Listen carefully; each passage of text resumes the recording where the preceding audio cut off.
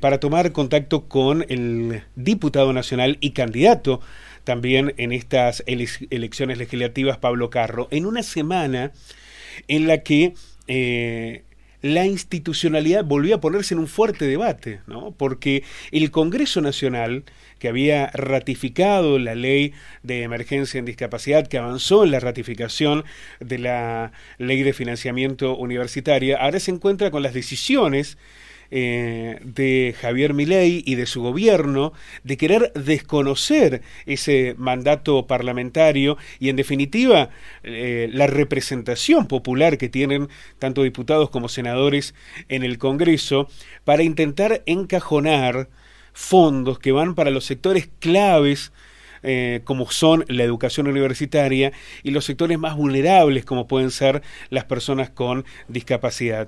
Diputado Carro, ¿cómo le va? Buenas tardes. ¿Qué tal? ¿Cómo le va? Buenas tardes, Pablo. Un gusto. Estamos ante una situación, mire, recién hablábamos sobre el amparo que se ha presentado para que la justicia le ponga un freno a esta decisión de Milei de no querer financiar a los sectores con discapacidad la misma semana en la que decidimos regalarles miles de millones de dólares a las exportadoras, a las agroexportadoras. Digo, estamos en una situación institucional muy compleja, ¿no? Porque acá se están desconociendo decisiones que fueron ratificadas una y otra vez por el Congreso. Bueno, sí, desde Fuerza Patria lo hemos planteado con mucha claridad, ¿no? No se puede desconocer lo que resuelve el Congreso. Lo que estamos es frente a una figura de funcionarios que no cumplen sus funciones o lo que la ley les manda hacer. Es una cosa bastante loca esto que hizo el presidente Milei de no implementar una ley y mandar a preguntarle al Congreso cómo debiera ser, de dónde debiera sacar la plata, ¿no? Que es lo que hubiéramos discutido siempre si presentara presupuestos para que discutiéramos en el Congreso. Bueno, ahora intenta Milei que esta discusión pase para el próximo presupuesto. Estamos hablando de un gobierno que en los últimos años manejó toda discreción y por decreto, pero lo que implicaría, hablábamos hace instantes, que una mamá de un niño con autismo, lo que implicaría tener que esperar meses para que estos recursos se ejecuten. ¿Están los recursos? No, ¿Cuenta el gobierno nacional con esos recursos? Es que los recursos están. Acá lo primero y más claro que hay que decir es que estamos hablando de personas que están pasando una necesidad extrema, que tienen muchísimas dificultades para llegar a fin de mes. Este es un problema que tienen todos los argentinos y las argentinas, pero este sector en particular que necesita contar con fondos extras y que tenían antes una cobertura del Estado que tarifaba el precio de los servicios necesarios, que hoy han quedado totalmente desactualizados, ¿no? Porque vos tenés una persona en tu familia con discapacidad y vos vas a tener que hacer 3 o 4 terapias semanales o viajes o más, entonces requiere vehículo, requiere profesionales de todo tipo, si son chicos seguramente psicopedagogas, quizás psicomotricistas, es infinita la cantidad de cosas que pueden necesitar según los problemas que tengan estos niños o adultos o lo que sea. Esas familias necesitan tener el apoyo del Estado Nacional, necesita que el Estado Nacional las cuide, necesita que todos los argentinos cuidemos a esas personas. Decir que no está la guita para eso y permitirle un negocio fenomenal a 4 o 5 grandes exportadores de granos da mucha bronca, ¿no?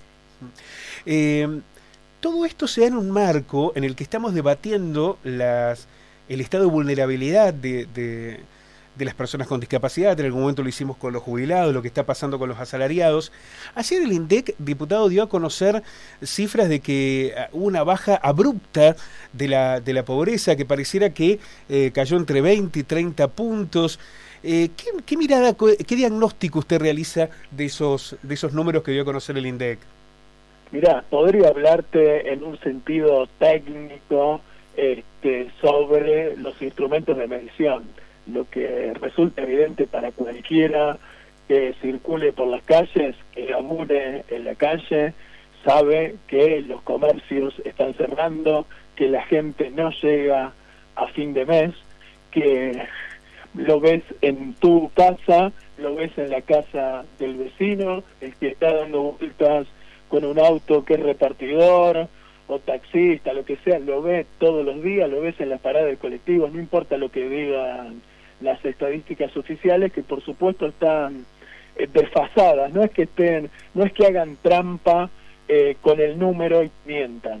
Los instrumentos, las herramientas están obsoletas porque corresponden a diferentes años y entonces no logran medir lo que igual es evidente para todo el mundo, que hay más pobres, que hay más indigentes, que hay mucha más gente durmiendo en la calle, que la gente no tiene para los remedios, que se hace difícil poner carne en la comida. Mira, ayer visitando barrios populares en Ciudad de Córdoba y hablaba con un obrero de la construcción y me decía, los únicos que se quedan al asadito de los viernes son los cascos blancos, es decir, el laburante de a pie, ese que siempre al final de la semana se hacía el asadito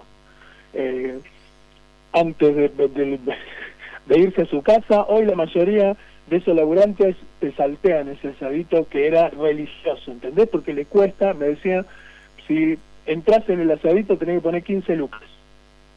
Dice, cobro 30 por laburar un día. Dice, no puedo poner la mitad de la guita que gano un día en el asadito del viernes. Entonces muchos de esos laburantes se saltean el almuerzo y se vuelven a sus casas con la panza vacía, porque esa es la situación general que vive hoy la inmensa mayoría de los argentinos, producto de la locura de Milei, mientras algunos juntan mucha plata, ¿no? Porque esta medida de la retención en cero me parece que es como una vivada y un maltrato doble, porque los únicos que hicieron negocio fueron los grandes exportadores, las cerealeras, y los pequeños y medianos productores la vieron pasar, se entusiasmaron en un momento, primero porque la gran mayoría ya había liquidado antes sus cosechas, no tienen la espalda para aguantar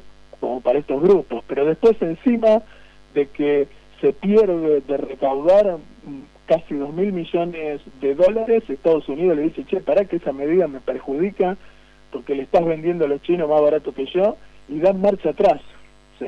Entonces vos no entendés, si el presidente toma una decisión y en 3 días la cambia porque tiene que obedecer órdenes de Estados Unidos, o si simplemente tenía un negocio con estas grandes empresas transnacionales, muchas.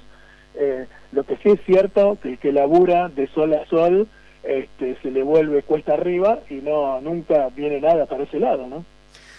Todo esto se da en un marco que, pese a esta movida por la cual el gobierno nacional ha recaudado 7.000 millones de dólares y va a perder muchísimo en los impuestos a través de las retenciones. Sí, 1.700 se estima. Bueno, 1.700 millones que alcanzaría, entiendo, para cubrir, por ejemplo, más de la mitad de lo que es la ley de financiamiento universitario. Digo, como para que demos un monto o un comparativo de qué es lo que se le cedió a este grupo de agroexportadoras. Pero quería preguntarle... Sí, y lo mismo se podría resolver si se bajaran mejor dicho, si se volvieran al momento anterior de Milei con bienes personales, que era el impuesto más progresivo en la Argentina y que más pagaban los que más tenían, también se podría resolver.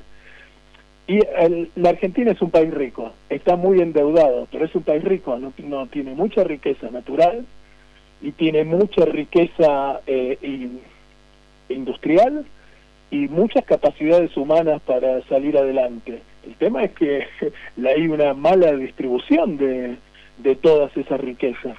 Este modelo económico está agotado, es un modelo económico que hace que baje las persianas, que abran las importaciones, que puedas comprar barato un tiempo mientras tenés guita, pero después ya no podés comprar nada, entonces nadie puede competir con esos precios, entonces te quedás sin laburo en la Argentina. Ya lo vivimos esto con la Alianza, lo vivimos con el menemismo, lo vivimos con la dictadura, es muy sencillo, te quedás sin laburo y no hay un mango en la calle y no tenés de dónde agarrarte. Eso es lo que nos está provocando Milei y eso es lo que hay que cambiar el 26 de octubre, y creo que Fuerza Patria es la única fuerza política que puede de verdad ponerle un límite a Milei. En este contexto que usted describía, hay una preocupación especial naturalmente por el dólar. La ficción de sostener un dólar en los valores que hoy está, lo que genera es una sangría permanente, la especulación financiera, el carry trade, la bicicleta, sí, y estas políticas de Caputo que ya hemos vivido en otras oportunidades. Ahora, hoy el gobierno ha anunciado un cepo parcial porque aquellos que han comprado dólares oficiales no van a poder acceder a los dólares financieros. Hay una recuperación de alguna de las reservas después de haber perdido más de $1.000 millones en los últimos días, y un condicionante de que parece que la cosa viene muy complicada para sostenerla después de octubre. ¿Qué puede o qué estiman ustedes que puede pasar después de las elecciones de octubre con el dólar? Mira, desde Fuerza Patria nosotros siempre fuimos muy claros. Desde el comienzo del gobierno de Milei nos diferenciamos de otras posiciones como la del cordobesismo. Ellos dijeron hay que darle herramientas, es un nuevo gobierno, tiene estas propuestas, bueno, hay que confiar en él, y nosotros lo dijimos claro, estas políticas ya las vivimos, ya sabemos. Había una novedad política en todo caso en la figura del propio Milei, pero si lo volvés a poner a Caputo en economía, si lo pones a Bullrich en seguridad, si lo pones a Sturzenegger en la administración, ya sabés qué es lo que va a ocurrir, no hay nada nuevo. Entonces no fueron contra la casta, al terminar ayer contra lo que van siempre estos personajes, contra los jubilados, contra los docentes, contra los que más débiles de la sociedad, y a eso encima le agregan crueldad, porque no solo los maltratan, sino que disfrutan con ese maltrato, ¿sí? Bueno, no puede ser que estemos en Argentina viendo que un policía le pega a una persona en silla de ruedas. No, ¿entendés? Eso no lo banca nadie. Entonces, aún una provincia como esta, en la que Milei tuvo un gran acompañamiento, va a perder muchísimos votos, porque no es esto lo que votaron los cordobeses. Los cordobeses querían estar mejor. Los cordobeses confiaron en que la situación podía mejorar, y ahora lo que no pueden es llenar la heladera. Tienen que sacar a los pibes de la escuela a los que lo mandaban porque no les alcanza para pagar, o no pueden pagar el transporte, o no le pueden dar una moneda más para que lleve a la escuela para comprarse algo. ¿Sabés lo duro, lo difícil que es para cualquier familia cuando vos no le podés dar a tus hijos lo que tus hijos necesitan? Bueno, eso está en el nivel de crueldad de esta gente, y eso es algo con lo que hay que cortar, y por eso son tan importantes las elecciones del 26 de octubre, y por eso hay que decir siempre con claridad que son pocas las alternativas que hay, son dos. Es el proyecto de Milei, que va a la bancarrota, que después de la elección va a provocar una devaluación muy, muy grande, y eso va a limar la poca legitimidad que le queda. Del otro lado, Fuerza Patria, que es la que le puede poner un freno, construir una alternativa que tenga que ver con el cuidado y no con el odio. Los de la Avenida del Medio lo único que han hecho es facilitarle el ajuste a Milei, aplaudir como foca cuando acordaron con el Fondo Monetario Internacional. El gobernador dijo que era muy bueno para la Argentina porque iban a venir inversiones. Fíjate cómo estamos, solo siguió la bicicleta financiera, ¿no? Esos están ahí para asistir, en todo caso son el recambio del mismo proyecto neoliberal con otro estilo político, pero en la Argentina lo que necesitamos es que las cosas cambien radicalmente. ¿Cuál es el análisis reflexivo que hacen también desde Fuerza Patria y de lo que ha sido el peronismo nacional en los últimos años? Porque también, más allá de que es difícil direccionar, que está Milei solo porque pudieron no haber hecho lo que se esperaba los gobiernos anteriores, es evidente que el gobierno de Alberto Fernández no estuvo muy lejos de poder alcanzar las expectativas que la sociedad tenía después del gobierno de Macri. Hay que pensar que después de la salida de Cristina Fernández del gobierno, los candidatos del peronismo fueron Scioli, Fernández, Massa. Hay también una necesidad de reflexionar sobre cómo construyó política y qué modelo propuso socialmente el peronismo nacional, Pablo. Firmo al pie todo lo que acabas de decir, y yo lo he dicho incansablemente, solo que creo que ahora estamos en una etapa diferente de la campaña, de lo que proponemos y de lo que hay que discutir en idea, y yo estoy de acuerdo con vos. Yo pedí el voto por Alberto Fernández y estuve con él cuando decía: entre los bancos y los docentes elijo a los docentes, entre los bancos y los jubilados elijo a los jubilados, y después lo que ganaron fueron los bancos. Alberto no cumplió su contrato electoral. En algunas, hay muchas cosas de su gobierno que igual fueron muy buenas. Comparado con Milei, sin ninguna duda, solo es una construcción mediática que lo de Milei es peor, que lo de Milei es mejor que lo de Alberto. Pero sí es cierto que decepcionó, que los salarios no crecieron, que lo que la gente quería era vivir un poco mejor, y eso no lo estaba logrando.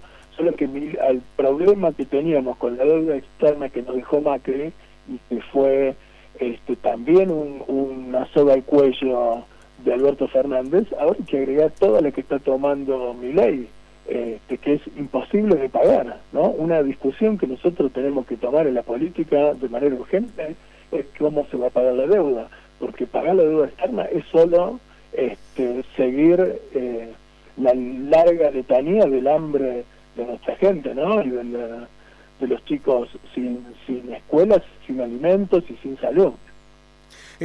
Tenemos un dilema cultural en la Argentina con el tema de la deuda, porque pareciera que la deuda del Estado es del otro hasta que sufrimos las consecuencias de ese endeudamiento, ¿no? Porque en el 2018, cuando Macri en cadena nacional anunció lo del Fondo Monetario Internacional, uno debiera suponer, después de haber pasado por el 2001, que aquella experiencia nos tendría que haber dicho, bueno, no, hasta acá. Y sin embargo... Que teníamos el antídoto, ¿no? Yo también pensé que después de haber vivido lo del 2001, no nos volvían a llevar el fondo de las narices, como ocurrió así tan sencillamente, ¿no? Bueno, y ahora se repite, porque vuelve el presidente Milei a anunciar junto a Donald Trump la posibilidad de que el Tesoro vuelva a poner millones de dólares en la Argentina. Vamos a ver si esto finalmente sucede y en qué condiciones. Y muchos se sostenían como gran fortaleza, gran respaldo, celebraban que esto ocurriera, cuando en realidad debería... ¿Quién celebra tomar deuda? A ver, lo pensamos de manera personal. Si vos vas a un banco, porque tenés que, porque no sé, querés pagar determinada cuestión, y está complicado, y tomás una deuda, ¿salís celebrando del banco? Nadie celebra tomar deuda. No, claro. Salvo una cosa es que vos tomes deuda para hacer algo, ¿sí? Querés hacer una casa y entonces tomás un crédito que después vas a tener que pagar, pero te estás haciendo la casa.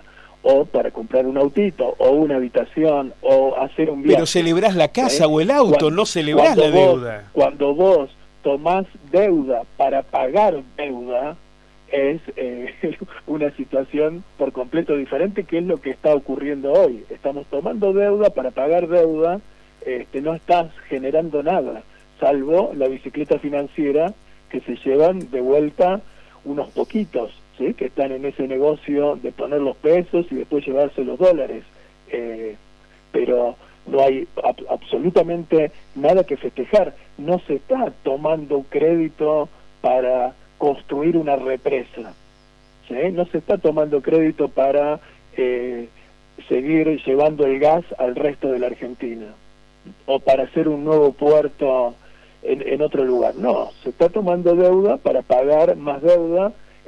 Solo están tratando de llegar encima solo hasta las elecciones, porque lo más triste es que va a venir un descalabro fenomenal de la economía, vamos a estar atrapados con los organismos internacionales, en particular con Estados Unidos, que tiene intereses muy claros en poner una base militar en el sur argentino, que tiene intereses en nucleoeléctrica, porque quieren desactivar el proyecto Karen de reactores nucleares móviles que tiene la Argentina y que muy poquitos países en el mundo teníamos la capacidad para hacerlos, para construirlos, patente argentina, inteligencia argentina, recursos argentinos, y no solo Milei no pone un mango ahí, para eso lo tiene al Demian Reidel, hablándonos de las maravillosas cosas que van a ocurrir en la Argentina en materia de energía nuclear, y en realidad lo único que están haciendo es hacer el trabajo sucio para Estados Unidos.